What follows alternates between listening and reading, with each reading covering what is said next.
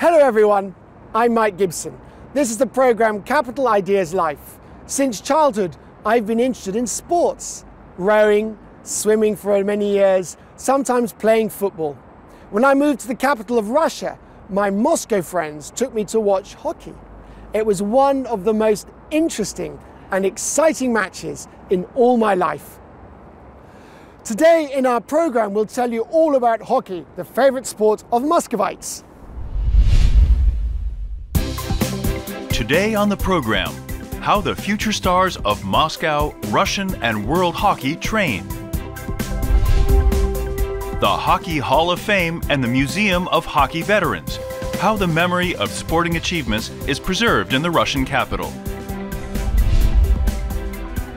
Nightly battles of the country's largest hockey league.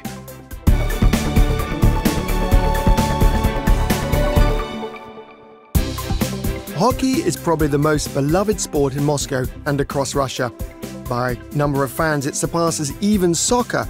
Statistics reveal that almost 60 million fans regularly watch the sport where puck meets ice. Despite its massive popularity, this sport appeared in Russia relatively recently. December 22nd, 1946 is considered the official birthday of Russian hockey. That's when several major cities of the Soviet Union, including Moscow, hosted the first USSR Ice Hockey Championship matches. This season is an anniversary for Russian hockey, the 75 years history of the development of this popular sport in the USSR and Russia is kept here in the Museum to the Glory of Hockey, next to the arena of the world-famous Moscow Hockey Club, CSKA. The museum began its work on May the 6th, 2016. The opening was timed to coincide with the start of the 80th anniversary of the Ice Hockey World Championship, which was held in Moscow. This cultural and historical centre was created with the support of the Russian Ice Hockey Federation and the Legends of Hockey team. The museum's exhibitions focus on the history of victories and achievements of the USSR and Russian national teams.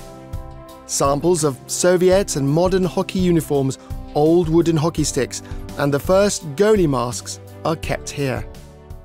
What's the most interesting thing here? In our museum, we have the very cup which started the history of Soviet ice hockey, the Cup of Champions of the Soviet Union, which was first presented in January 1947.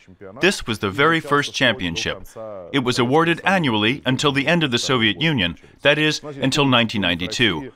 We also have the Champions of Russia Cup, which is still awarded. We have gold medals from all world championships that the Soviet national team won. It should be noted that no one in the world has won more than our team. The USSR and Russian national teams have won a total of 27 gold medals at the World Championships and had 9 victories at the Olympics.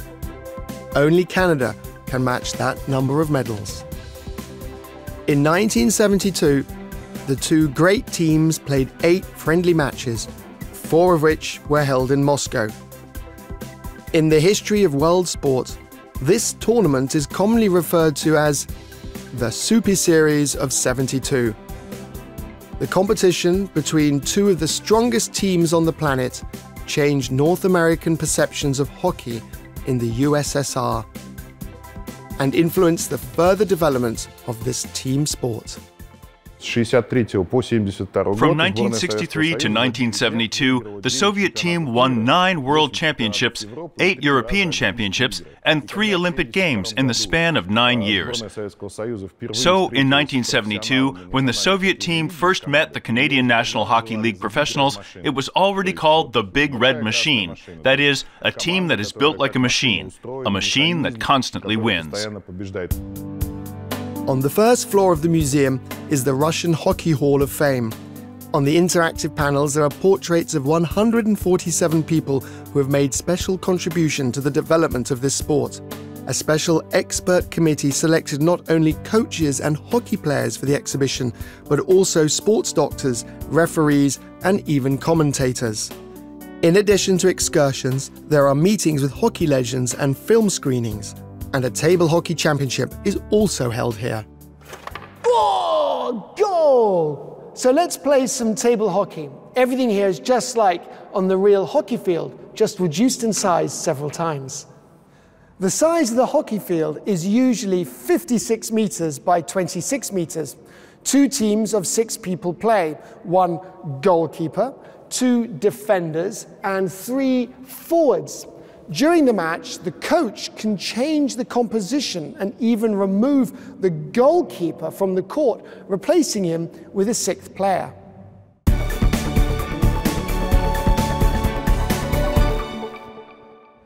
To become a professional ice hockey player, it's not enough just to train a lot.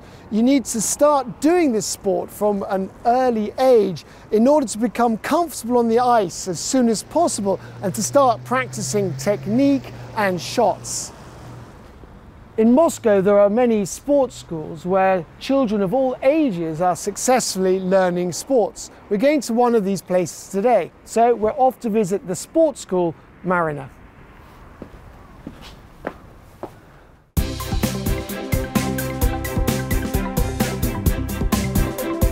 The Marina Sports School was opened in Moscow in December 1998.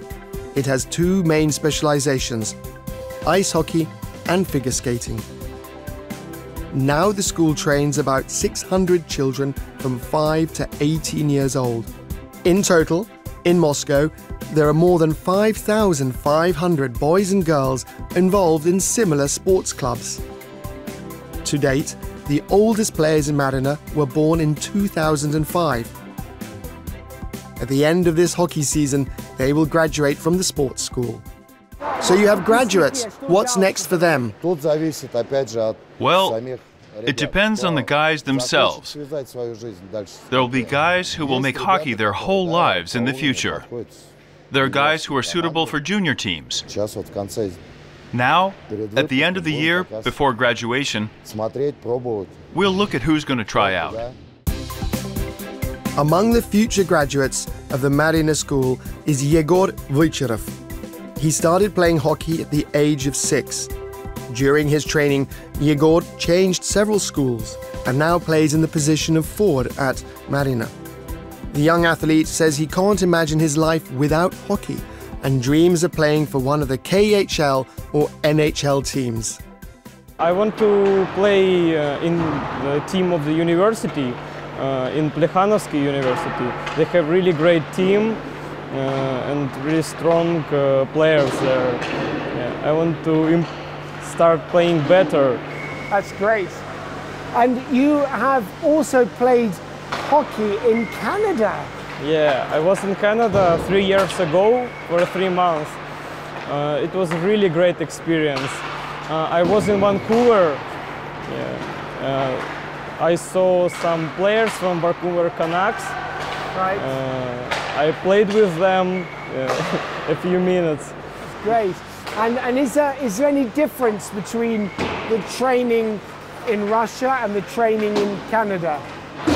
The difference is, I think, only in some special techniques.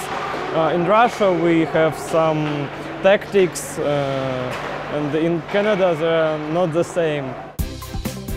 Many graduates of Moscow hockey schools become professional athletes and play for leading Russian and foreign clubs. For example, Vasily Podgozin, a Marina graduate, plays for the Canadian NHL team, the Vancouver Canucks. Also, the whole world knows the famous Alexander Ovechkin of Washington Capitals, a pupil of Moscow Dynamo. Both of these players became professional athletes through the hockey schools of the Russian capital.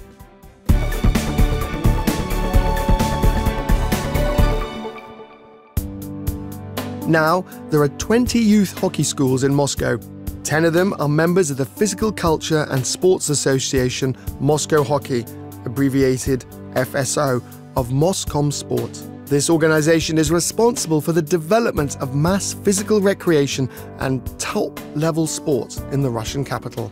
The sports school Marina is part of the Moscow Hockey Federation. In order to develop hockey, to popularize it in Moscow, our management announced 2 years ago the project to organize national teams by age. Our sports school was one of the first to take part in it, so we had a team put together in 2007. These are the best players of our organization from across 10 schools. And these schools, how important are they for the future of hockey in Russia? That's the strategy of our hockey development, that we systematically lead children to professional hockey. That's what these national teams were formed for, to gather the best players from across these 10 schools, combine them into one, and produce great results. Players come to classes at Madina Sports School from all over Moscow. Training takes place in the evenings after school, 6 days a week. Moscomsport supports national teams which are members of the FSO Association, in part by providing infrastructure and equipment. This team is organized, tackling the greatest challenges in Moscow hockey. The level of training here is quite high because the people learn the material better. They are better prepared physically. They're better prepared technically. The training process here is more in-depth and more intense. Our training process is divided into training on ice and on the ground. We pay attention to the complex development of physical qualities in both training sessions. Through playing competitive sports, we develop thinking in games and tactical work. So it's all complex. Thanks to increased training and discipline, the FSO team last year was the winner of Group B in the Open Championship of Moscow. In the current season, the team is ranked second. Now the guys are preparing for the matches, which could lead to promotion to the higher division. If the team wins, it will play against the pupils of the leading sports schools of Moscow, such as CSKA, Dynamo, and Krylia Sovetov.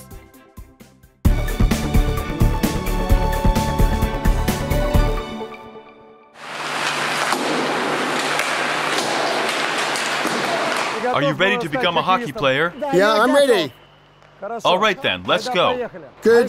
Tell me what I need to do. Step 1, the hockey stance. Okay, clear. Legs a little wider, knees apart.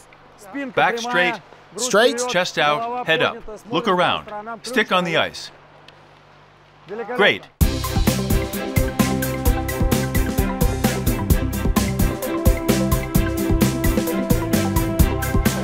Put the stick down.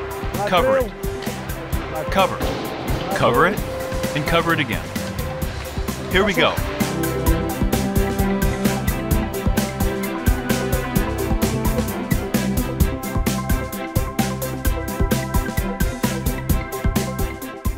What's the proper way to shoot? Shoot. Watch this, Mike. Also, right foot forward. Yes. You put the puck on the front of the stick. Then you twist and open up to the side. Wow. Let's go.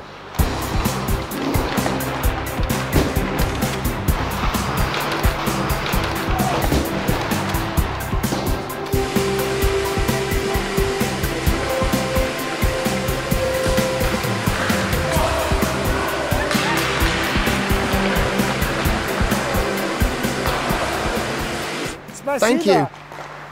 That was my first experience, and I really loved it.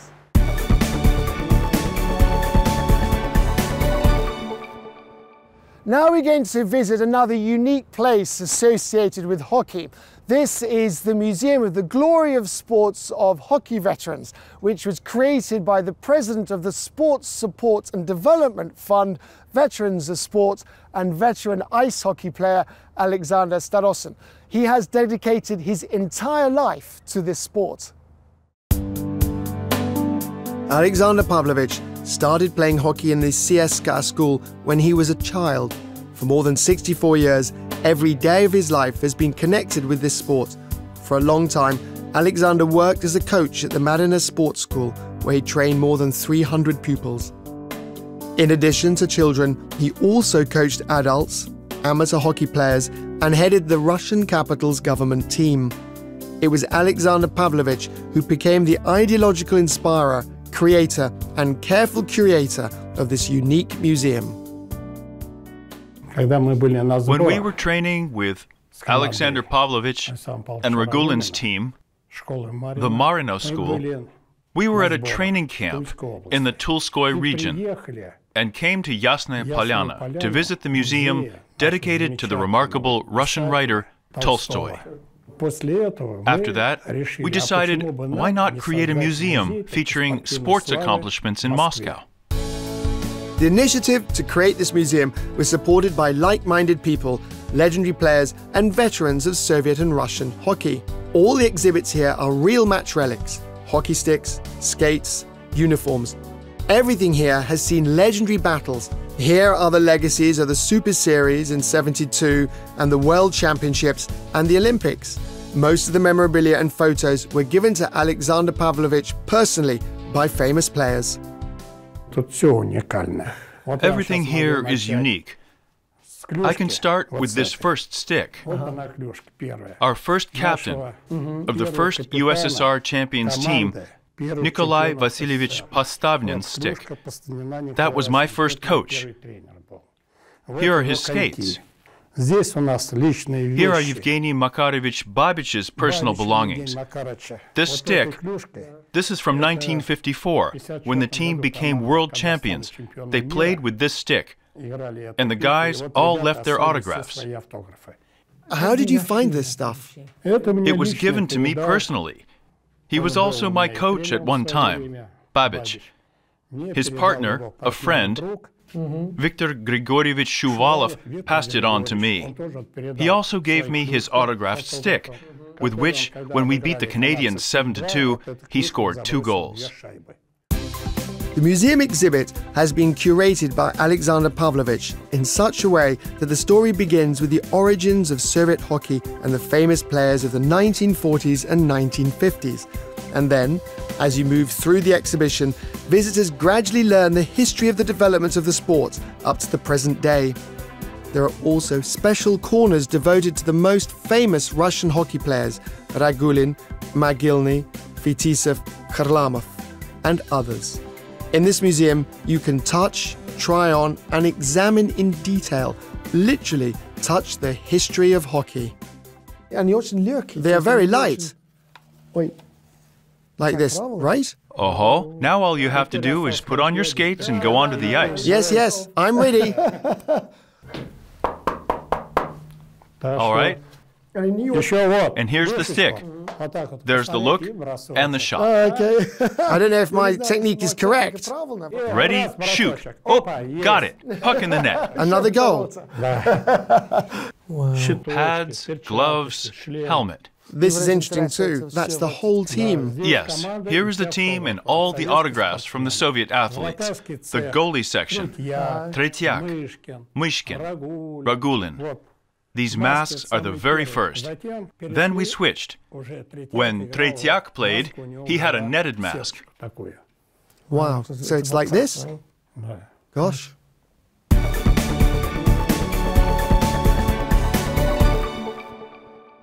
Hockey in Moscow and Russia is so popular that it is played not only during the day, but also at night. Even a special league has been created for this. It's called the Night Hockey League. And now we will find out who plays hockey in Moscow at night and what kind of organization it is.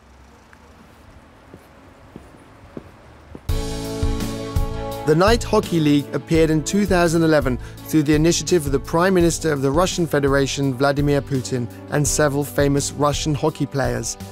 The main objective of this organization is to develop and popularize amateur ice hockey, promote healthy lifestyles, and create an environment for people to play sports. The organization unites about 1,000 amateur teams from all over the country. The Night Hockey League is essentially the National Amateur Championship. It's probably the most popular tournament. Teams apply in the off-season, apply to participate, and it's as simple as that, really. As for the participants themselves, well, there are different teams. There are corporate teams that work and play together. And all those interested can get together and play hockey. There are teams where, for example, one or two people are the organizers who gather people to participate, the same enthusiasts, and they also apply, also join. They apply for the season, and they participate in the tournament. The Russian capital has the highest number of entries in the league. There are more than 100 teams from Moscow. Today, our camera crew went to a training session with the STG hockey team of the Stroytransgaz company in Moscow. None of the amateur hockey players have ever played professionally. They come in after work, and everyone has different skills, a different level. That's the first thing. The second thing is that professional hockey players train every day, or even twice a day. And here, we train 2 times a week, and unfortunately, not everyone has the opportunity to come to every practice. Is it possible to start playing hockey as an adult? If a person starts to train and work on his skating, stick handling, and field of vision, it's possible that he will play in the main roster, despite his age. Interesting. So there's still hope for me. Of course. The league is called the Night League because the athletes who participate in it can only play and train in the evenings or at night. After all, they all work somewhere, and hockey is a hobby or passion of theirs. The ice hockey outfit is actually very heavy. Apart from your skates and stick, you absolutely must wear a protective helmet. On top of the thermal underwear, a protective chest shell, special shorts, elbow pads, shields, and special hockey gloves. And on top of all this, a uniform in the colours of your team. And in all this, it's necessary to somehow move quickly and deftly on skates on slippery ice.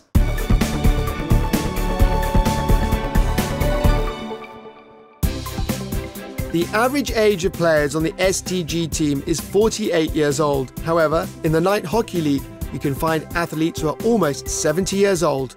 The STG team was organized in 2012. Mostly, the employees of the company have been playing since the beginning. Management has always looked positively on people participating and being involved in sports, amateur sports. It's great. Is it hard to practice so late after work? There are times, of course, when it's tough, but it's still a hobby for people. Everyone is smiling and happy to come here. It gives you energy. It gives me energy, for sure. Everyone comes here of their own free will and in a good mood. The Moscom Sport of the Moscow city government supports the Night League in everything. For example, ice rinks for matches of the tournament are provided to teams free of charge. League championship games are held on weekends, and on weekdays, training. Teams train one after another, so the time is strictly regulated, only 2 times a week for 1.5 hours. I love it! It's great! It's really cool here. There's a feeling that the people here are very serious. And the exercises are very interesting. Teams from Moscow and other regions in each division compete for the main prize and a trip to Sochi for the Night Hockey League Festival. There, for 2 weeks, a tournament takes place to determine the best amateur team in the country. The main trophies of the festival are the Khrusov Cup and a grant to build an ice arena in the region from which the winning team comes. The brightest event of the festival in Sochi is the gala match between the legends of hockey and the Night League team. The latter team consists of tournament finalists, public figures, and entrepreneurs who support the sport, while the Legends team consists of prominent Russian hockey players, statesmen, and even the President of Russia.